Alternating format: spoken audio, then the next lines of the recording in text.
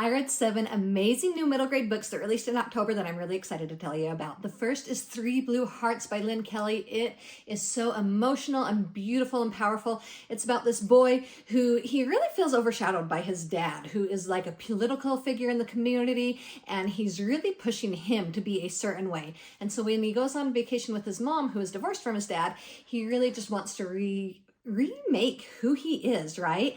And in the process, his first day on the beach, at this beach house that he's at, he finds an octopus, and it looks like the octopus is past hope, but he tries to figure out a way to get help for this octopus. And a lot of the book is about him bonding with the octopus and just the amazing things the octopuses are and do, and the way that he grows and that he sees who he is and the importance of this. And he has 2 really great friends that he makes on this summer adventure, and so these friendships are powerful, and there's just so much going on in this book that I love so much. It is one of the best books of the year.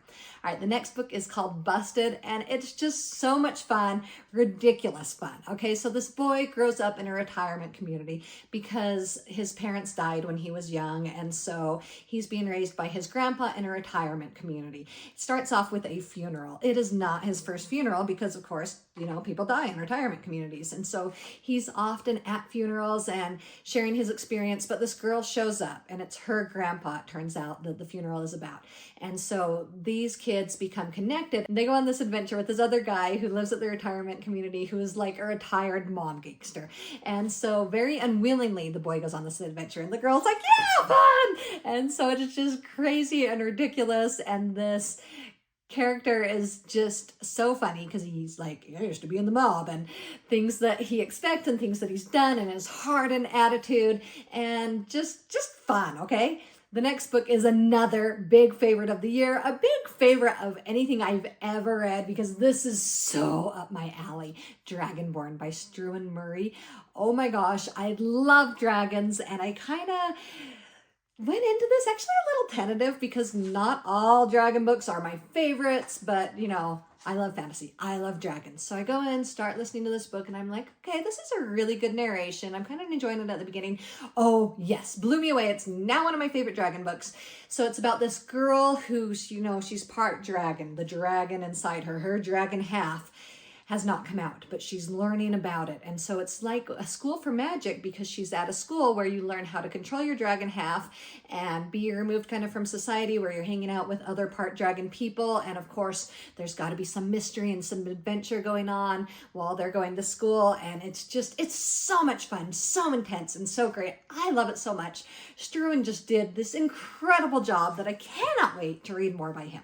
Okay, this next book blew me away. I love a good dystopian book. It's called Outside, and it's about this girl and these other kids with their families are just, you know, post end of the world kind of situation, and they are in this enclosure where they've got to be careful and be safe, and they can't go outside too often, but there's different things that happen that cause her to start, you know, wondering and exploring. And whoa, did this book throw me for a loop. Just, you know, you got to check it out. It was phenomenal. So then The Tear Collector by R.M. Romero. Wow, again, another like end of the world, because, you know, we weren't taking care of the planet. So I love end of the world stories, don't you?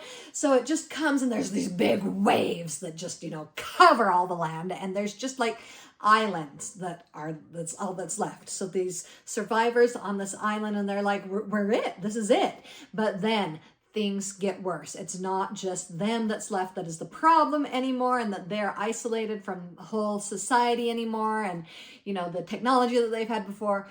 There is just this sickness that it's like when people start getting depressed and sad, it turns into a physical sickness, and they start growing animal body parts, and people fear them, and it's scary, and there's this intensity. So this girl, the reason it's called The Tear Collector, she collects tears for her adopted uncles to study and to try to find a cure for this depression kind of illness that changes the physical appearance of people, that makes them look like monsters.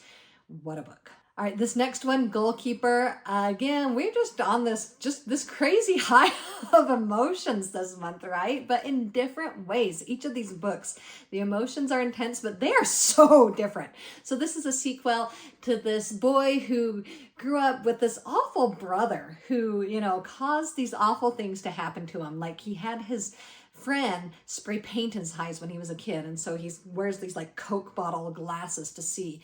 And you know, in the first book he became a goalie in that adventure, but this one it's called Goalkeeper, but it's less about him being a goalie and more about just his life as a teenager over the summer, and different people he meets and different people who are bullied and different, you know, schemes going on in the community, and just there's a lot happening, and maybe even some things that might cause some trigger emotions for people, because it is an intense book about things that can happen to people when they are related to a thief, and things that happen in his community and in his life and at school. And it just, whoa, it was a lot in this book, but I really, really enjoyed it. All right, so the last book is by the amazing Chris Grabenstein. We've got Mrs. Pennypickle's Puzzle Quest, and it is just, you know, he finished up the Limoncello series, which were so fun, and so many people just enjoyed and loved The Escape from Mr. Limoncello's Library and all the books that came after it. And so he wanted to do something new and something similar, but not the same. So we've got Mrs. Pennypickle, who, you know, she makes these amazing puzzles, made a lot of money off of it. And so now she has this puzzle quest for these kids to go on, and there's lots of different kids going on this quest, and actually adults too. And so think Amazing Race, but, you know, no bungee jumping, but they're doing just crazy fun things as they're going on this road trip across the country to do these different adventures and try to win the $1 million. Super, super fun, and just fun, silly Grabenstein kind of style. So tell me in the comments below, what is a book that you read recently that you loved, or which one of these would you look forward to reading? And I've got a lot more videos to do, you know, back from before, of new books that have come out recently, September and over the summer. So I'll look forward to sharing more books for the kids in your life. Don't forget to subscribe to the channel and like this video. Bye.